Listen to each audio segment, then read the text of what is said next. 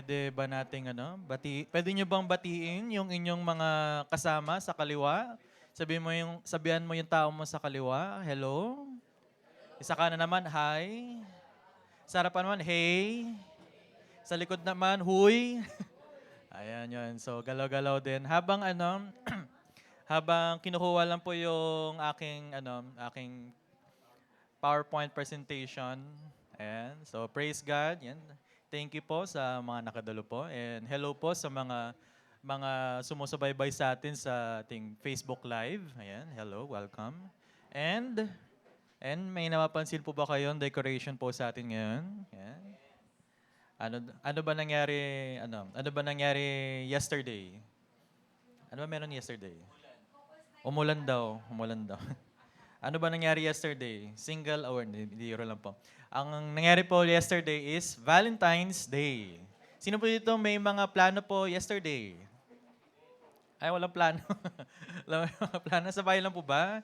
Nag-chill lang po ba sa bahay for the Valentine's? Eh, medyo mainit lang po yung ating aircon. No? Praise God, at least po mainit po yung... Kahapon po, inulan po tayo. Ngayon naman po, medyo may kainitan. Yesterday, na-share ko rin po sa Lancupang. Pumunta kami after po namin nag-work po kami ni Mrs. during Valentine's. Nag-work kami during Valentine's. And then, ewan ko lang sa Cubao area, pero medyo matraffic sa Manila area. At saka grabe hindi kami nagdala ng sakyan kasi iniisip ko na nga na matatraffic kami. Kaso nga lang, pagtingin ko sa InDrive tsaka sa Grab, grabe naman ho yung prices. Parang, basta ko yung may isa pong tinitingnan ko nung sa Grab, bumabot ng 900. 900 pesos papunta from Marikina to Manila Hotel. Sabi ko, tama ba Lord yung desisyon ko hindi magdala ng sasakyan. Pero praise God, sa InDrive naman, 600 lang. So okay na rin. Kahit pa paano ho. Pero ang besides sa traffic, after po namin pumunta sa Manila Hotel, nagkaroon yung mga kapatid po ni Jam, nagkaroon po kami ng konting dinner bonding yan. So nagkaroon ng family gathering sa nagkainan kami sa Dampa QC. Alam niyo ba yung Dampa sa QC? Yeah, masarap po yun. Iba na pala yung Dampa ngayon, no? Dati kasi ikaw yung mamimili ng lulutuin. Ngayon, ibibigay na lang sa'yo. Tapos, hindi ka na makakapili. Sabi ko nga, hindi ganyan yung dampa dati. Dati, nakakapili ka pa ng isda, tsaka ng mismong yung gusto mong lutuin. Di ba? Ganun. Ayaw ko lang, ganun pa rin ho ba sa farmers? O may dampa pa ba sa farmers? Ganun pa rin ho ba? Na pwede ka pa rin mamili? Siguro dun sa scout, hindi ka pwede mamili eh. Ano lang eh, kung ano na lang yung serve nila, ayun na yun. So, pero masaya naman po yung banding namin, kainan kami doon. Ayun. Kainan kami doon. And fair enough, na-expect ko, papunta namin doon sa Dampa, marami hong nag-date. Which is marami nga naman hong nag-date doon. Dalawa nga lang sila, minsan ang dami nilang kinakain, dalawa nag-date yung mga tao doon. Pero marami rin po kami kasabay, mga group, mga family din. Okay, sabi ko, wow, yung Valentine's medyo nag-evolve na rin, parang naging family day na rin, no?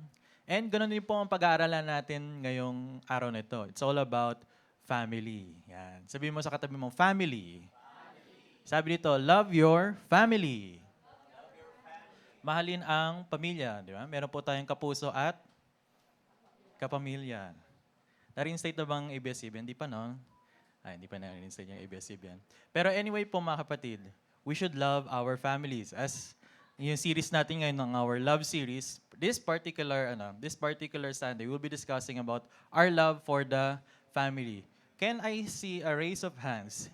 Sino makakapag-confidently say that they love their family? Can you raise your hands if you love your family? Parang as Filipinos, natural sa atin na family-oriented. Yeah? Pag nanonood po tayo ng mga teleserye sa TV, ginagawa ng mga Filipino directors natin, ng mga Filipino series, may napapansin mo ba kayong tema?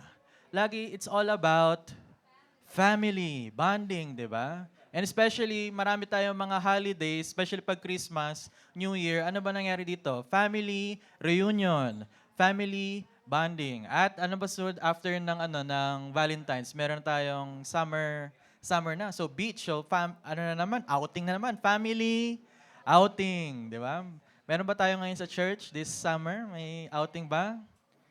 Tahimik, wala ba tayong budget ngayon? Wala ba tayong budget ngayong makapag-outing? Nainitan lang po talaga ako kaya po naisip ko pong mag-swimming. Ayun. Pero anyway po, tayo mga Filipinos, natural sa atin, it's natural sa atin na mag-focus sa families. Sige. One way or another, sino po dito mga breadwinners? May mga breadwinners pa ba dito? Ay, wala na pala mga may breadwinner po sa likod. Okay. Naalala ko yung mga breadwinners, hindi na nakapag-asawa. Hindi na, natawa ko yun. Kasi that's the reality. Hindi na nakapag-asawa kasi bakit? Focus kasi is family. Di ba? Kasi maraming tayo mga Filipinos, it's ingrained to us na we should take care of our family. Family-oriented, di ba? Basta lahat about family. Kahit pumunta ka sa mga restaurants, dapat may value meal for group for families, di ba? Pag pumunta ka sa Jollibee, di ba? Meron ng mga groups. Sa Burger King, meron na nga rin di ba? Ina-adapt nila. Ayun po yung something unique sa bansa natin. Kasi pag pupunta po kami ni Miss abroad, pag umorder kami sa mga restaurants doon, laging solo. Solo, kanya-kanya kayo na pagkain. Pwede kayo mag-sharing, pero hindi siya designed for sharing. Okay. Pero dito sa Pilipinas, makita mo, ingrained din yung values ng family. Kasi even sa pagbili natin ng food, meron po mga packs na naka-family. Di ba? Tsaka pag bumili ka sa Jollibee, sa McDonald's, naka-bucket. Kasi it's always for sharing. It's always for family. Kaya po, I think dapat madali lang siguro tong topic na to kasi ingrained na to sa atin bilang mga Filipino about loving our family. Pero gusto ko siguro magbigay ng konting insight pa ho sa what does the Bible mean when we should love our family. Kasi number one, ayan. Siguro nagtataka po kayo, normally po yung gumagawa po ako ng sarili ko pong outline. Pero this time po, maganda naman po yung, gusto ko po yung outline ni Pastor. So, ayan yun po yung gagamitin ko rin ngayon. So, number one, utos ng Diyos na mahalin ang pamilya. Kung may mga you can jot down. Utos ng Diyos, it is God's commandment to love our family. Makita natin dito sa scripture. Sige po, next slide. Pwede niyo po bang basahin?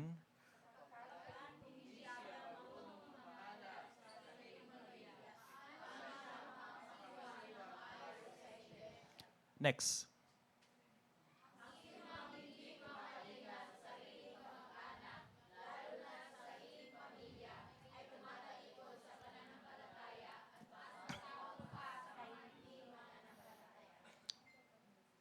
Grabe, intindi. Balik mo muna tayo sa previous slide. Let's focus muna sa 1 Timothy chapter 3 verse 5. Sabi dito, sapagkat kung hindi siya marunong mamahala sa sariling pamilya, paano siya makakapangasiwa ng maayos sa iglesia? This applies po sa mga elders, sa mga church leaders. Ayan. Pero nung kabataan po ako, nung youth pa po ako, ang dami ko po nakausap na mga youth na ka-born again lang, at saka mga iba't iba dito sa church, sa school, basta dami ko na born again lang nila. Tapos lahat sinagsabi sa akin, gusto nila maging pastor, gusto nila magkaroon ng sarili nilang church, para matatayag ho yung kanilang mga pangarap. Gusto nilang maabot yung mga ganong ma-reach yung ganong height sa kanilang pananampalataya, maging elder or church leader. Ako naman, lagi ko sinasabi sa kanila, sure ba talaga kayo na gusto nyo maging church leader? O gusto nyo ba talagang maging pastor? Kasi po mga kapatid, ang taas po ng pamantayan na pagiging pastor. Ito isang requirement. Sabi sa 1 Timothy chapter 3 verse 5, sapagkat kung hindi siya marunong mamahala sa sarili niyang pamilya, paano siya mapangasiwa ng maayos sa iglesia? Did you know po, isang criteria po ni Paul, bago ka maging deacon or deaconessa or elder sa church, kailangan may CI pala, no? Di ba? Pag kukuha ka ng motor, di ba? Kukuha ka ng property ng sakyan, sini-CI. Ganon din pala ng early church. Sa ibang mga churches, ganon din po. Ang sistema nila, sini-CI po nila yung family. Talaga bang you are taking care of your family? Talaga bang okay ang pangasiwa mo sa pamilya mo? Tinitignan po natin iyon. At makita din natin sa next slide, Sa 1 Timothy chapter 5 verse 8. Ang sino mang hindi kumakalinga sa sariling kamag-anak, ang context po dito ni Paul po yung mga yung mga widows po. Yung sa loob po ng church, okay? Yung mga mag-anak, lalo na sa sariling pamilya, ay tumatalikod sa pananampalataya. Ito pa matindi. At masahol pa sa mga hindi mananampalataya. Ang tindi. If we are not able to take care of our family, di ba? If we, di nga tayo kumakalinga, hindi tayo tumutulong sa ating pamilya.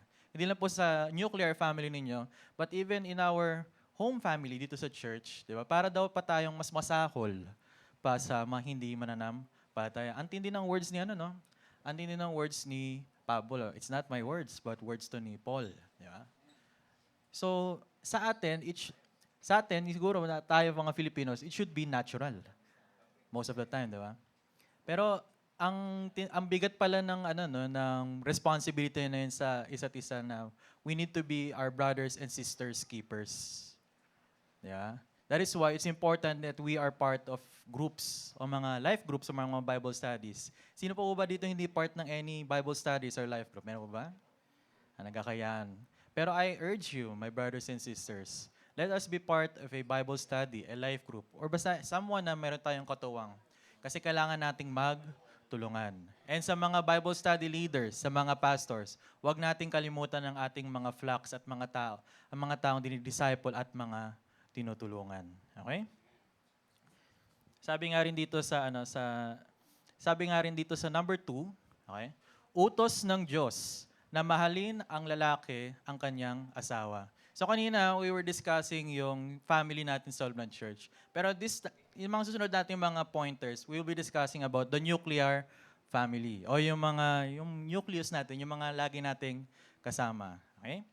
Di bale, didaanan natin ang iba't ibang mga stages in life. Pero let us talk about yung mga husbands. Sino po dito mga husbands? Nagkakayaan yung mga husbands. Di kayo proud na husband kayo? Oh, o kaya mga boyfriends? Di ka nahihiya kayo na husband na kayo? Ayun. Pero ito po ay para sa inyo. Utos ng Diyos na mahalin ng lalaki ang kanyang asawa. Sabi dito sa scripture, mga asawang lalaki. Ayan, I'm talking to the men, the husbands. Mga asawang lalaki, sabi dito, mahalin ninyo ang inyong mga asawa, gaya ni Kristo na nagmahal sa iglesia. At ibinigay ang kanyang sarili alang-alang sa kanya. Upang kanyang pakabanalin siya na nilinis sa pamamagitan ng paghuhugas ng tubig sa salita, upang kanyang maiharap sa kanyang sarili ang isang maluwalhating iglesia na walang batik o kulubot o anumang gayong bagay, kundi siya ay maging banal at walang dungis. Na hindi naman, nararapat na ibigin ng mga asawang lalaki ang kanyang sariling asawa gaya ng kanilang sariling mga katawan. Ang umiibig sa kanyang sariling asawa ay umiibig sa kanyang sarili. Sapagkat walang sino mang napuot sa kanyang sariling katawan, kung hindi inaalagaan at iniingatan ito, gaya naman ni Kristo sa iglesia. Ayan. And next, sige lang. Kita rin natin ito. Mga lalaki sa Colossians 3:19. Daming payo. Daming payo ni Pablo. Mga lalaki, mahalin ninyong inyong asawa at huwag ninyong pagmamalupitan. Okay. Big words. Tayo po dito sa church, meron tayong pamantayan sa husbands and wives. Okay? Does this mean, Brother David, dapat ba laging lalaki na susunod? Well, by design, ayon sa Bible, the men are supposed to lead. But sometimes na go overstep lang ang mga iba nating mga kasamang kalalakihan. Yung leadership nila is masyadong na hihigit. At ano nangyari? Hindi na nila namamahal ang kanilang mga partners at even their own family. At nakakalungkot lang po. Minsan po ay kagaya po nito. Kaya kung nangyari na ngayon, nangyari din pala dati. Ang mga lalaki, mahalin ninyo ang iyong asawa at huwag ninyo silang lupitan. Ayan. So, I pray po na sa mga kalalakihan po natin, let us always control ourselves. Yeah? Minsan nadadaan ng galit. Minsan nadadaan sa baka having a bad day. Minsan nadadaan sa baka you're just not in the right state of mind. Pero I pray na lahat po tayo, mga lalaki, warning po sa ating lahat, na we should love our wives. Hindi po sila malupitan. Meron po kasing vowsy, so makukulong po kayo. Makukulong po kayo pag nagmalupit kayo. Ngayon, lalo na, may social media na, no? Oo, violence against women and children. May vowsy po tayo. Kaya ingat po kayo. Especially ngayon, meron ng social media. Madali na lang po ngayong mag-video at saka mag-upload. Kaya makita nyo, mag-viral na kayo. Makita ko mag-viral. Tsaka hindi po ngayon, di ba? Kasi even yung nakita nyo na po ba yung Ray-Ban? Sponsored ba? Yung mga Ray-Ban ngayon, meron ng mga camera. Alam niyo, may mga camera. Nabibidyohan na yung mga pangyari through the lenses. Diba? Minsan naman may mga, ewan ko na uso rin, nakita ko minsan sa mall, meron silang parang sa police. Yung parang, yung sa yung may camera dito sa siguro nagwa-vlog sila, I don't know. Minsan nakasiwa ko lang, nabibidyohan ako. Video baka i-upload na mga ganun. Na may iba lang. Naalala ko nung college po ako, nadawit ako sa ganyan, parang parang social experiment. Parang nagpapanggap siyang pipe, tapos nagpapatulong sa akin na direction papunta sa farmers. Mga 5 minutes kaming nagtatry po ako mag-sign language. Paano, nasa gateway ho siya, papunta sa farmers. Tapos mamaya, bigla na lang niya akong niyakap. Tapos sabi niya, thank you kuya, kasama po kayo sa isang social experiment. Sabi ko, ha? Social experiment? Ano nangyari? Tapos nakita ko, po may camera po dito, mga ganun. Sabi ko, ano kaya to? Nahiya na lang po ako na napatago po ako. Pero alam niyo, yun nga yun eh. Even, kumbaga yung what we do in secret, di ba, nakakaya pag nabunyag. Di ba? Especially with our relationship with our spouses. Pwede po natin pinaproject natin sa church. Pwede natin pinapakita sa iba na we're okay, pero sa behind closed doors, you are being abusive towards your wife. And I don't think ayun yung nakakalugod po sa Panginoon. Tama po ba? Hindi po siya nakakalugod sa Panginoon because our mandate, ang utos po ng Panginoon sa atin, especially to husbands, we need to love our wives. The same way that Christ loves the church. Tama ba? Kasi our Father in heaven, He gave His only begotten Son to die on the cross for all of our sins. Karapat-dapat ba tayo? Actually, hindi. Pero ganoon naman tayo kamahal ng Diyos Ama. At ganoon na rin din dapat ang gawin natin sa ating mga spouses, that we should love them at all times. Ayan. Sabi nga nila, ang buhay mag-asawa, it is not by feeling. It is by choice. Di ba? Dati ho, nung nagliligawan, naalala ko po, hanggang ngayon naman, nagliligawan pa rin kami ni Mrs. Nandiyan, nakikinig pala siya. Kanina kasi hindi nakikinig, kaya dami kong sinabi sa kupang. De, biro lang. Pero ayun nga, di ba, pag nagliligawan, di ba parang sweet, di ba? Kumain ka na ba? Natulog ka na ba? Yan, ganun. Pero nung nag-asawa na kayo, nag-iba pala yung dynamic. Nag-iba pala yung dynamic. Dati parang kinikilig ka every single time. Ngayon, aminin nyo sa mga men na kasal, aminin nyo, na it is always a decision to love your wife. Hindi naka-base sa feelings, but it is dependent on your commitment.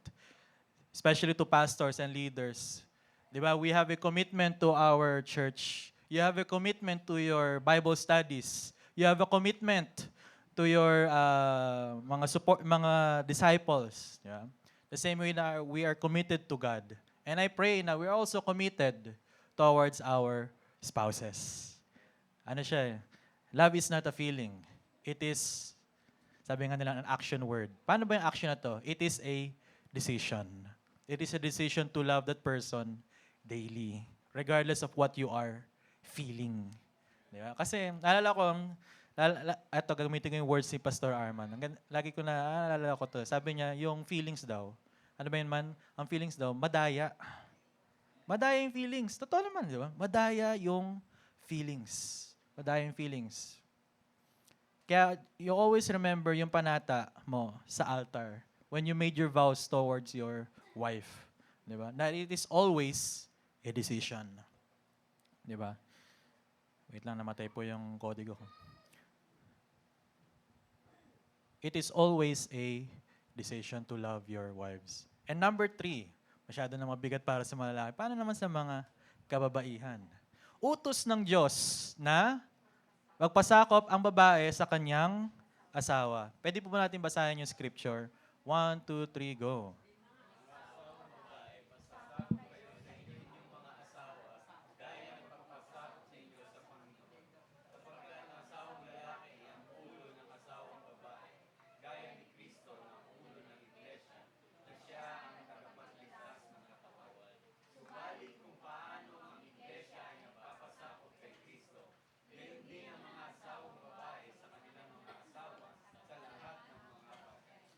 Sige po, Colossians 3:18. Mga babae, yan, magpasakop kayo sa asawa nyo dahil iyan ang nararapat gawin bilang mananampalataya sa Panginoon. Larry David, kailangan ba laging magpapasakop ang mga babae? Does this mean mas mataas lagi ang lalaki? Alam niyo mga kapatid, sa mata po ng Diyos, yung mga lalaki at mga babae, they are the same. Yeah? But they have different roles. Na-share ko nga po sa Kupang. Sino po dito kumakain ng steak? Wow. Hindi kasi kami nakapag-date. Kaya naglalaway po sa steak, nagutom po sa steak. Ay, mga okay, kung kumakain ka ng tapa. Pwede yung spoon and fork. Pero sa dali kasi isipin yung knife tsaka yung fork. Knife tsaka fork. Yung knife, ang purpose ng knife? Ang purpose po ng knife is mag-cut. Pwede kaya to pang subo, yung knife? Pwede. Pwede rin. Pero, ayun ba yung optimal na gamitin? Hindi, no? Kasi pwede kang maputulan ng dila. Di ba? Masugatan ka, di ba? Tsaka weird. Kunyari, kukuha ka ng kanin. Medyo mahirap, di ba? Kutsilyo ang hirap. Pwede naman. Depende sa taba ng kutsilyo, di ba? Pero ang hirap. Di ba?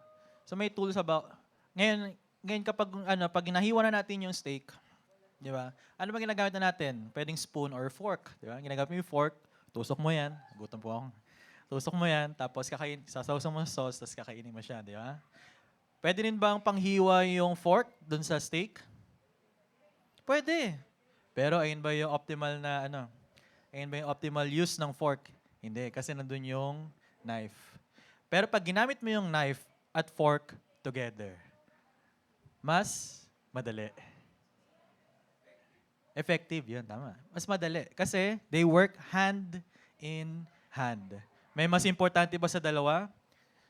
Opinion na natin yun. Pero pareha silang kailangan.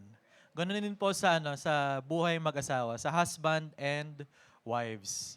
Wala namang mas importante, wala namang mas mataas. Pero meron lang tayong iba't ibang mga roles. Biblically, the men are equipped to lead. And yung mga women, they are equipped to support their husbands. Okay? It's not my words, but ito yung words ng Bible. Okay? Ngayon, bakit po ba importante yung magpasakop sa mga asawa? Sabi po ito, mga babae, magpasakop kayo sa asawa nyo dahil iyan ang nararapat. Tingnan natin nararapat, no? Ayan ang nararapat gawin bilang mananampalataya sa Panginoon. Okay? And ngayon, what I find fascinating, actually po ng February 6, 5th year anniversary rin pala namin ni Mrs. 5 years na pala kami. Wow. Sabi ko kay Sister Jam, wow, half a decade already.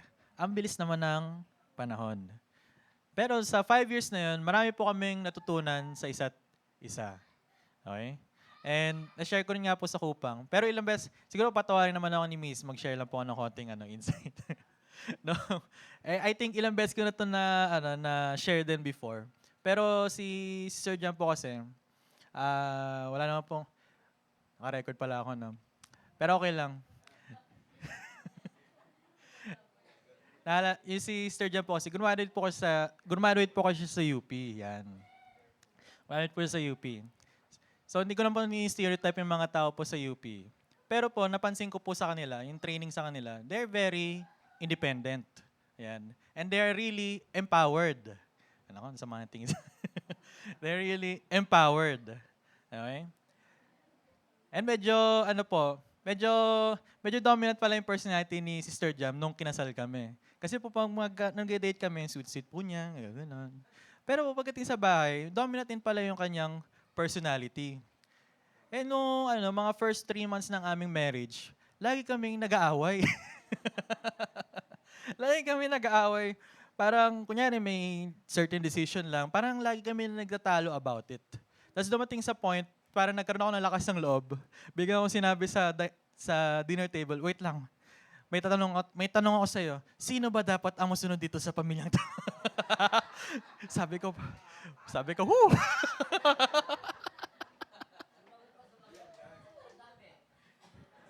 Praise God po, kaka-fasting ko lang po nun. Alam niyo po na bless po ako kay Mrs. Kasi po nung tinanong ko po yung word na yun, parang bigla po siyang sinabi niya, ikaw. Wow. And actually, yung when we had that conversation, it changed how we did things. Tapos, mas naging, nandun pa rin po minsan, nag-aaway po kami. Siyempre, hindi naman nawawala yun sa buhay mag-asawa. Lagi po merong away. There's no such thing sa perfect marriage. Pag perfect yung marriage mo, may something po yun. Parang may mali pag ganun eh. Okay. Tapos nung time na yun, pansin ko, mas naging smooth yung mga bagay-bagay. And even in our business, naging na she supports, tapos I lead even sa business. Ngayon din naalala ko po yung isa naming friend, meron silang mga coffee shop na share niya sa amin, nag-struggle sila mag-asawa. Nag-struggle sila mag-asawa sa kanilang negosyo. Kasi parang na-feel niya na yung wife niya yung in charge of everything. Tapos every time na meron siyang meron siyang idea, o every time na meron siyang gustong gawin for the business, laging siyang sinashutdown, ang gas niya, wala naman tayong kapital, ganyan, Parang nangihinaan siya ng loob. Pero nung kami po kami ng isang marriage retreat, parang yun nga po, na-realign yung mga roles po ng isa't isa. Tapos sila rin po parang na-realize, especially ng wife, yung wife niya na ako nga dapat yung husband ko yung mas nagli-lead sa business. And praise God, mas lalo pong pinagyaman sila sa kanilang negosyo. Sabi nga po sa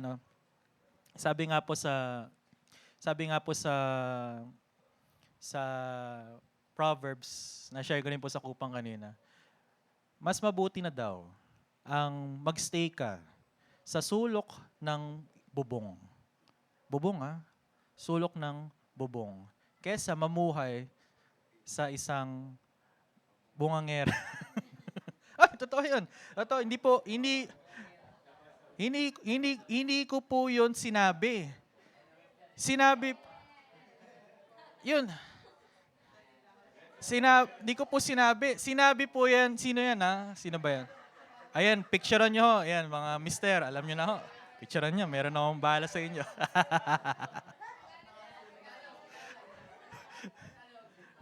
Tagalog yung mga JB.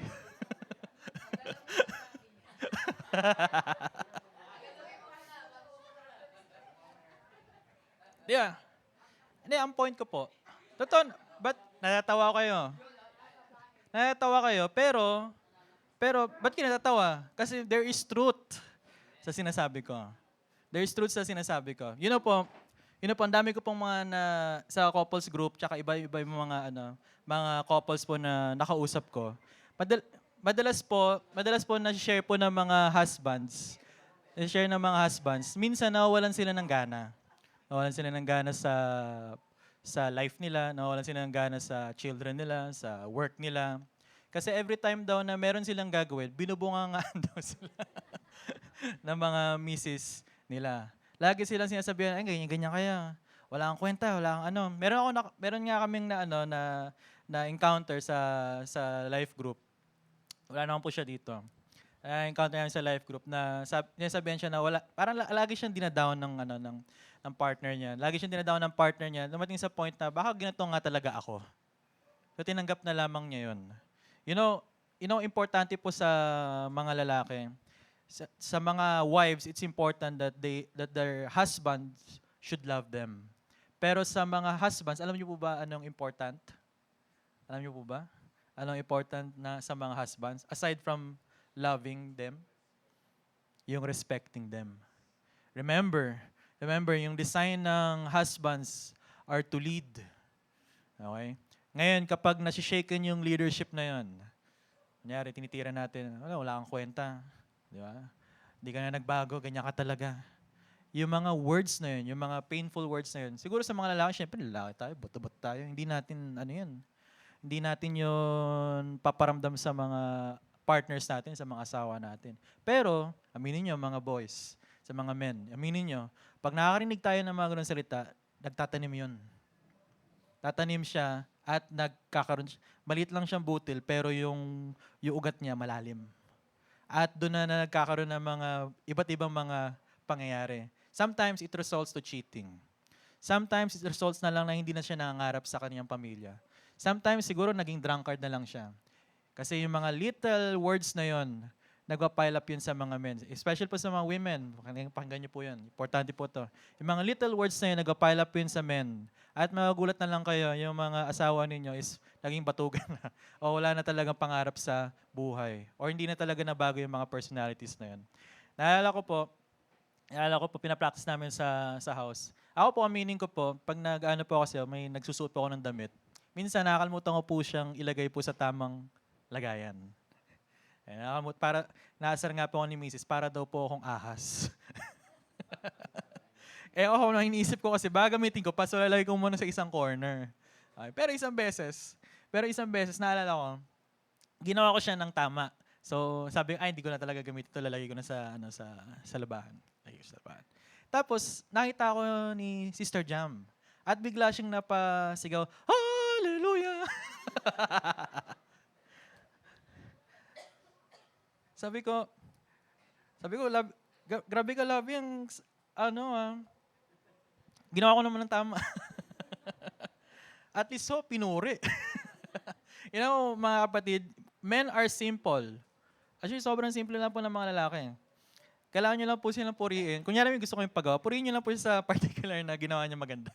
At gagawin niya lagi iyon. Simple lang po yung mga lalaki. Tama ba, Brother Ol? Alam ni Brother Ol. Parang may pinapatama mo natin. Ayan, simple lang po ang mga lalaki. Kailangan lang po silang puriin sa maganda nilang ginawa. Tapos mapapansin mo, lagi na nilang gagawin yan. Simple lang eh. Hindi naman po wala nang mga chemistry, wala nang mga algebra yan. Parang 1 plus 1 lang yan, rekta lang yan.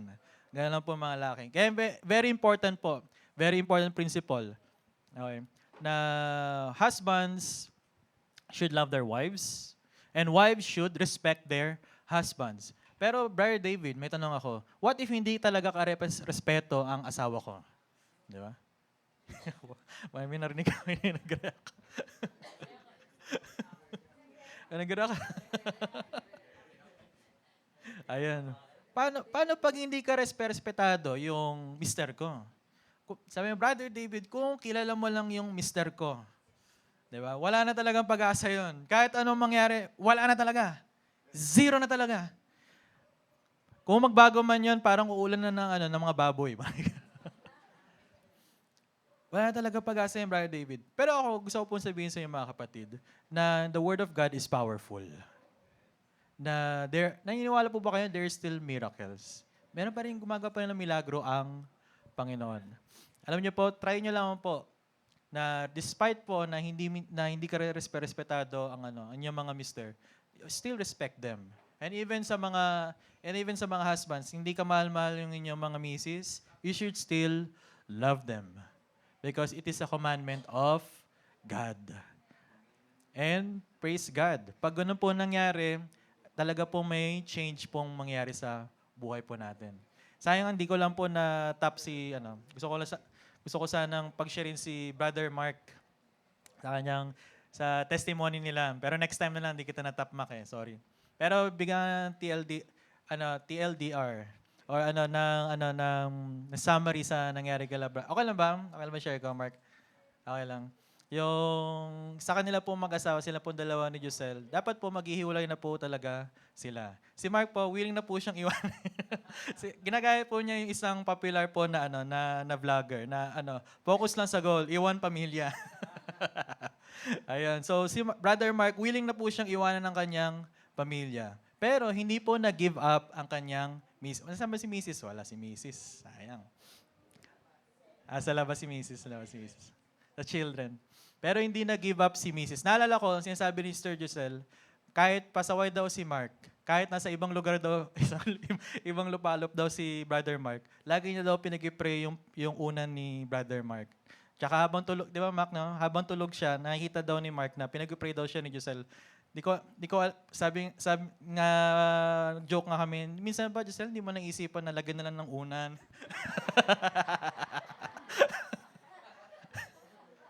Pero hindi eh. Pero hindi, lagi niya, napapansin na lang daw ni Mark, nagigising daw siya, parang meron daw kamay sa may nakita daw kamay sa kanyang, sa kanyang mga mata. Ayun pala, pinag-pray pala siya ni Josel. Ayun. Ano gulat si Josel, no? And praise God. And praise God, na-restore din po ang kanilang marriage.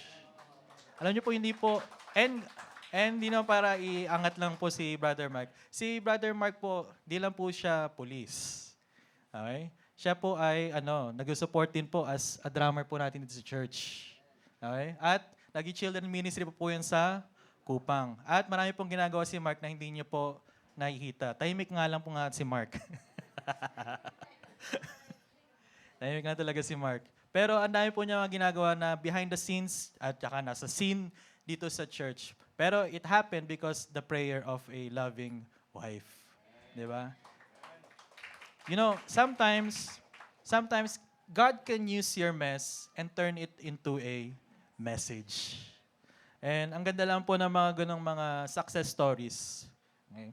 And I pray po na maging po natin yon, maging panghawakan natin, especially sa mga mag-asawa, na panghawakan natin yung sanctity ng marriage. Sabi rin po dito sa number 4, iba naman po ng husband and wives, paano naman yung mga children yan? Utos, sa mga magulang pala, utos ng Diyos na turuan ng magulang ang kanilang mga anak. Yan, importante. Pwede nyo babasahin, lalo ng mga parents. 1, 2, 3, go.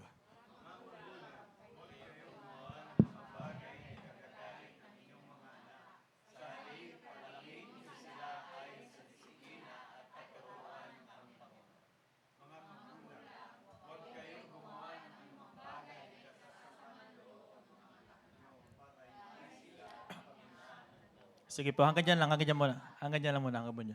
Doon muna sa una. Sige pa. Sabi ito, mga magulang, huwag kayong gumawa ng mga bagay na ikakagalit ng inyong mga anak.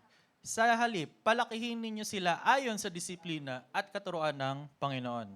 At dito rin po, inulit po ni Paul sa mga Kolosas, na huwag daw ang mga magulang, huwag daw gumawa ng mga bagay na ikasasama ng loob ng inyong mga anak para hindi sila panghinaan ng loob. You know po, lahat po tayo, one way or another, you may be parents, or kayo po ay naging anak po to your parents. Di ba po? Naalala ko po si Jaire. Nandiyan ba si Jaire? Naalala ko si Jaire. Ano po kasi siya, mahilig sa coke. Mahilig sa coke. Sa Coke product. Tapos isang beses, kung naipapansin niyo po ako, mahilig po ako sa, ayun po, nandun yung Amerikano ko. Mahilig po ako sa mga Amerikano, so black coffee. Tapos isang beses na nakita niya yung drink ko, tinuro niya, Coke. Tatanong niya kung Coke daw. Eh, medyo malikot po yung ko nun. Sabi ko, ay, lokohin ko nga si Jaire. Sabi ko, sige, Coke, inumin mo. Inom niya yung kape. At nung ininom niya yung kape, sa pa niya. Tapos yung niya, biglang sumimangot yung mukha. Ang pait kasi. Pero alam niyo mga kapatid, nakakatawa na, pero alam niyo po mga kapatid, after po nun, kapag binibigyan mo si Jaira ng any form of drink, any drink, ayaw niya nang tanggapin. Basta wag ganito. Ayaw niya nang kausapin niya ako, pag-uusapan namin yung Minecraft, tsaka yung Roblox niya. Pero pag arawan ko siya ng any form of drink, sabi niya, no, no, no. Ganun siya. Andiyan ba si Jairen? Ay, si Jairen. Pinag-uusapan namin Jai Jai. Ang nangyari po, nangyari is, napansin ko sa kanya, every time na ayun siya, every time na bibigyan ko siya ng form drink, ayaw niya tatanggapin. Ayaw ko lang ngayon, kung next time bibigyan ko ulit siya ng drink. Baka nagbago na, nakamutan niya na. Pero mga kapatid,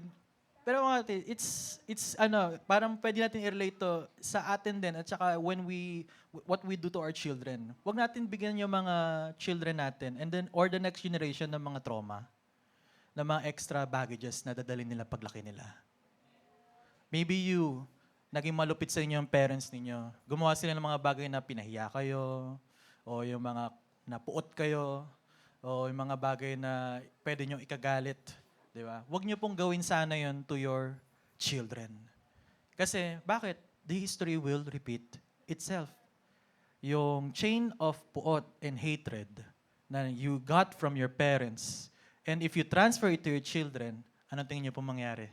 Ita-transfer rin yan sa next generation. Let's pray na let's end yung chain of hatred, yung mga ganong mga bagay to your children. Di ba? Instead, let us teach them the righteousness of God. Let us teach them the values coming from the Bible. Sabi nga dito sa Kawikaan 22 verse 6, ituro sa mga bata ang tamang pag-uugali at hindi niya ito malilimutan hanggang sa kanyang pagtanda. Sabi rin sa Kawikaan or Proverbs 22 verse 15, likas sa mga bata ang pagiging pilyo. Ngunit magiging matuwid sila kung didisiplinahin. Sabi rin sa Kawikaan 29:15, ang pagpalo sa bata upang siya ay ituwid ay makapagtuturo sa kanya ng karunungan.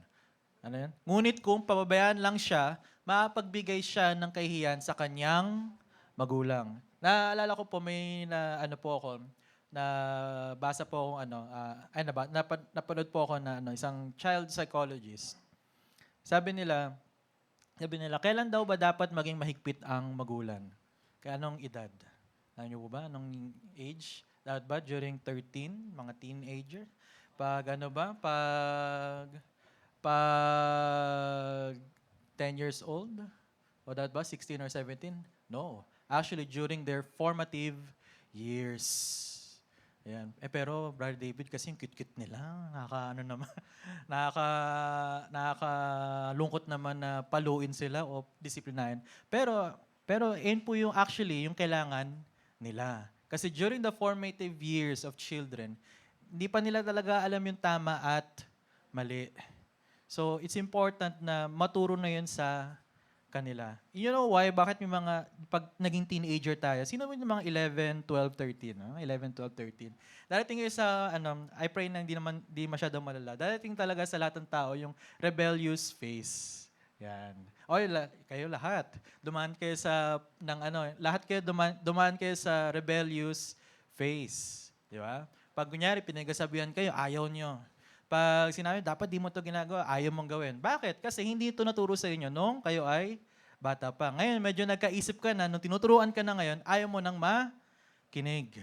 At nakakalungkot is habang tumatanda, minsan kasi baliktad sa mga parents, habang tumatanda yung kanilang children, dun sila mas nagiging mahigpit. At ano nangyayari sa children? Mas iniisip nila, ay, nagmamatigas si mama. Ay, higpit naman ni papa. Mas lalong hindi ako susunod. Kasi hindi yun na-instill sa kanila nung sila ay bata pa. Hindi nila maintindihan. Naiintindihan lamang nila is pinaghihigpitan sila. Pero we, as parents and future parents, it is our moral obligation to teach the younger generation. Kasi mahirap pag hindi natin sila disiplina. Bakit? Kasi anong sabi ito? Mapagbigay siya ng kahihiyan sa kanyang magulang. Do you want ba na if hindi natin didisiplina ng ating children, do you want ba na ang mundo ang magdidisiplina sa kanila? O si Brother Mark na yung magdidisiplina sa kanila. Mahirap po pag si Brother Mark nagdisiplina sa kanila. No, maganda naman yata sa BGMP Pasig, di ba? Ganda. Nakapunta na po ako, maganda po yung facilities nila doon. Pero hindi ko po in-encourage kayo makulong. Sabi ko lamang ho. Okay. Ngayon naman, ano naman, number 5. Utos ng Diyos na igalang, okay, so ito, I think mas makarelate ang lahat. Utos ng Diyos na igalang ng mga anak ang kanilang mga magulang. Sabi dito, mga anak, sundin ninyo ang inyong mga magulang sa Panginoon, sapagkat ito ang nararapat. Igalang mo ang iyong ama at ina. Sige. Ito ang unang utos na may kalakip na pangako. Ikaw ay giginhawa at ahaba ang iyong buhay sa lupa. Sabi rin dito, sabi rin sa Colossus 3:20, mga anak, sundin ninyo ang mga magulang nyo sa lahat ng bagay dahil kalugod-lugod ito sa Panginoon. Okay? So sabi dito, kalugod-lugod daw sa Panginoon when we obey and honor our parents. Ayan. This is applicable even if you're adult na already. And if you don't have parents anymore, this would apply to you, to your pastors or yung mga elders natin dito sa church. That we should honor our leaders, honor our parents. You may be thinking, Brother David, what if, kagaya ng kanina, pinakita ng verses kanina, what if yung parents ko hindi ka honor? What if si pastor, leader ko hindi naman ka honor? Parang ayokong mag-obey. Pero, my brothers and sisters, I urge you that there is blessing in our obedience. Di ba? Brother David, ako lang naman yung born again sa aming family. Kailangan ko ba bang i-honor yung parents ko? Namumuhay sila sa kamunduhan. Kailangan ko ba silang i-honor? Actually, kung gusto nating ma-win ang ating parents, if we want to win your family, we need to obey God and still honor them. Regardless kung ano man sila.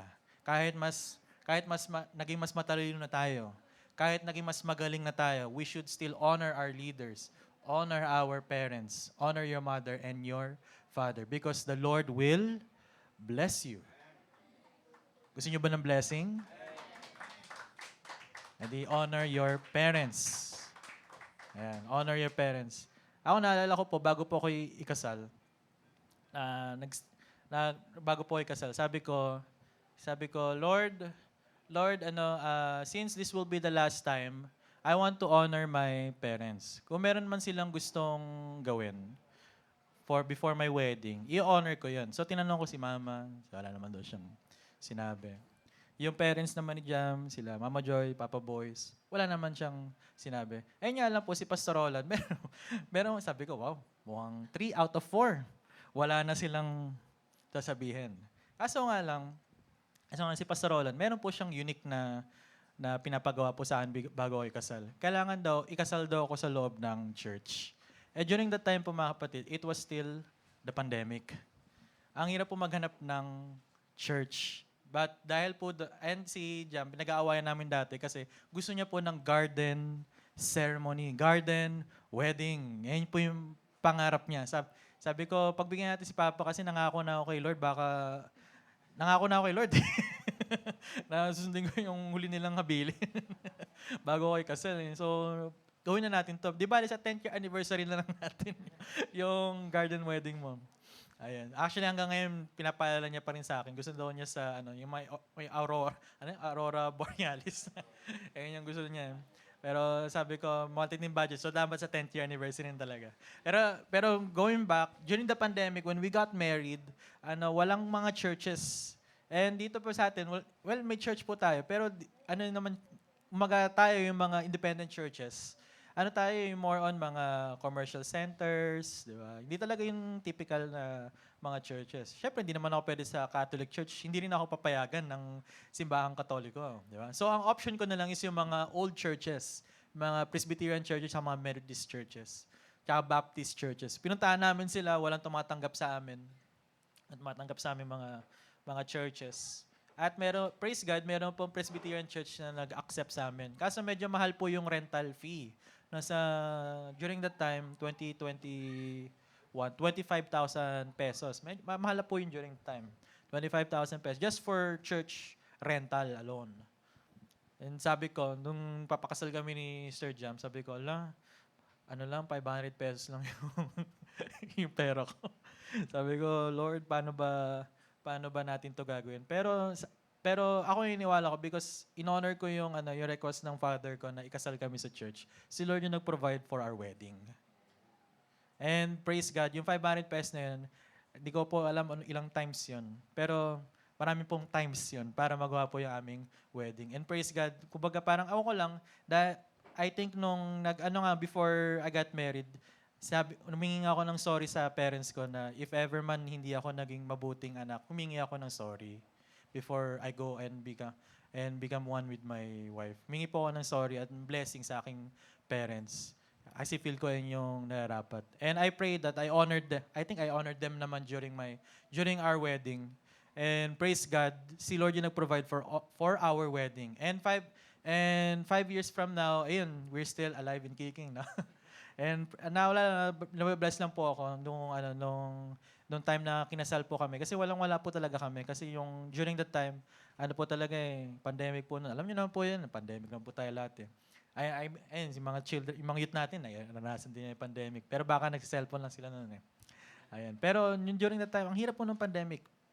Pero praise God po na I think since we honored our parents, we kept the sanctity of marriage, nakita ko naman po yung blessing ng Panginoon. And kung gusto po nating i-bless din tayo ng Panginoon, we should honor our parents. Lastly, hindi na po ako magtatapos.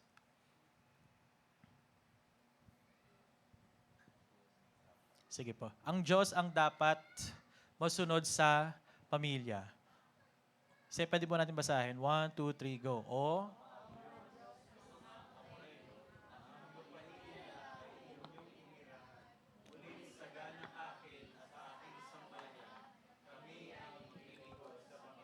meron pa ba?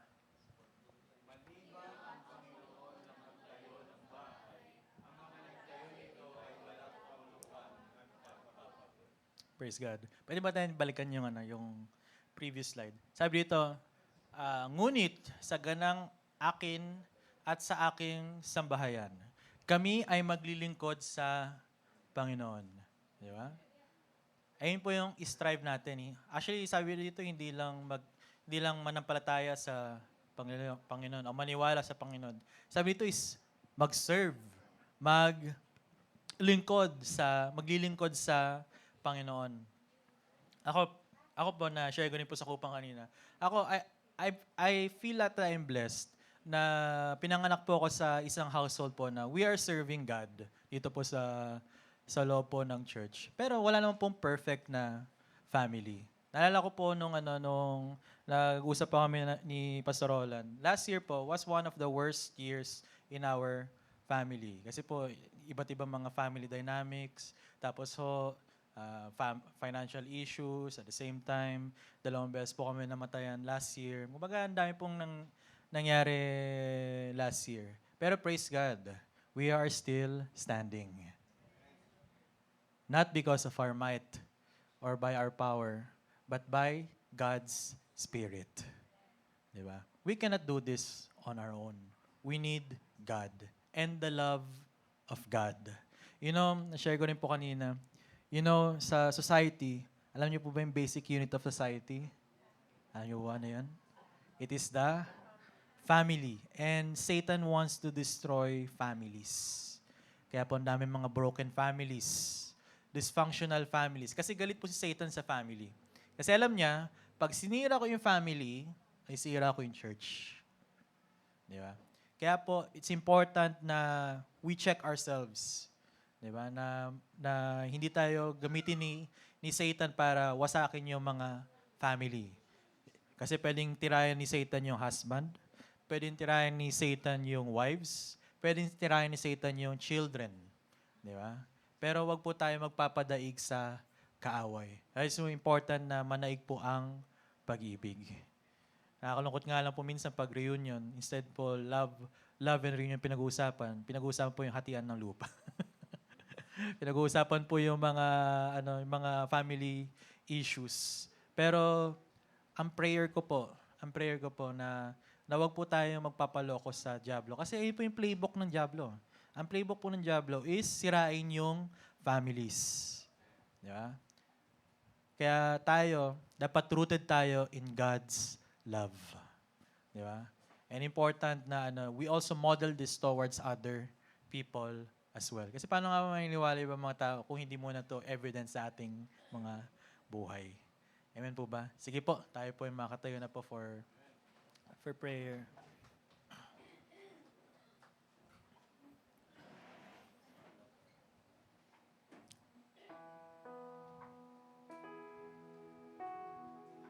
Sige po. Can we sing that song kanina, yung nararapat? Pero before that, gusto ko lang po mag-pray. Let's pray. Thank you, Lord, for the message of family. Thank you, Lord, for the gift of family.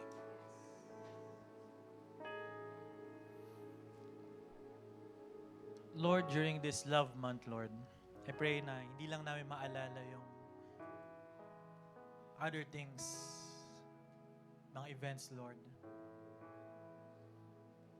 But I pray we also remember the familial relations na meron kami, Lord.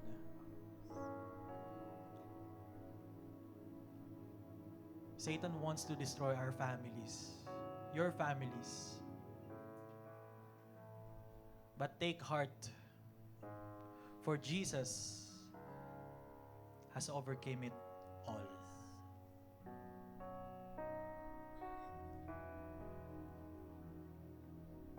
I want you to take this moment to think about your families. Think about them, your parents, your mother, your father, your siblings, your husbands, your wives, your children, and even sa mga grandchildren. Think of them. And I want you to pray for them.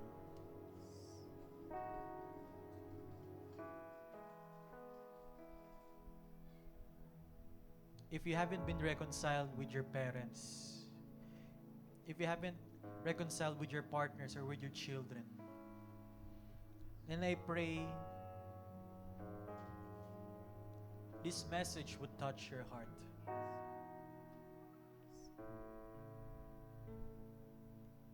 Remember, Satan wants to destroy families. But you are filled with the Holy Spirit.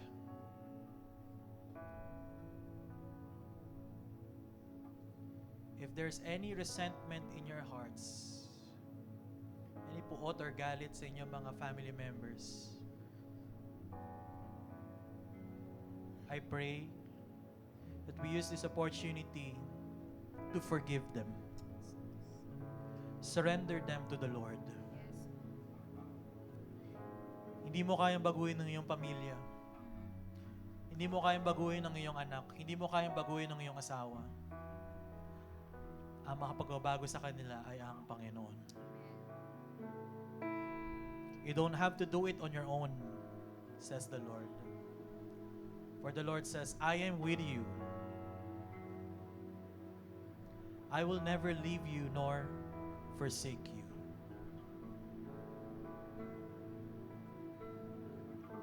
And if ever man, sugatan ka pa rin sa mga past relationships with your family, I pray that the Lord healer, Jehovah Rapha, would be able to heal your heart, to mend those relationships.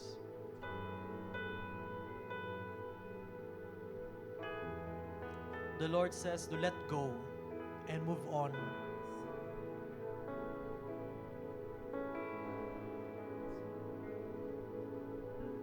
if tayo naman po ang nakasakit sa ating family member, I pray, I urge you, my brother and sister, to ask forgiveness from God. And after this service, I pray that the Holy Spirit would urge you to ask for forgiveness to your family members. And may you bring the banner of Jesus to your families. We want to break strongholds. We want to break the chains of poverty. We want to break the chains of hatred, disunity in families. I rebuke the toxicities in Filipino families.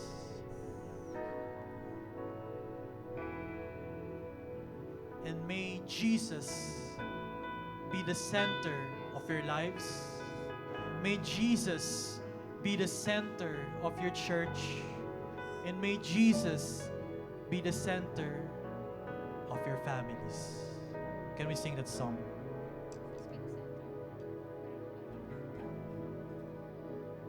Hallelujah.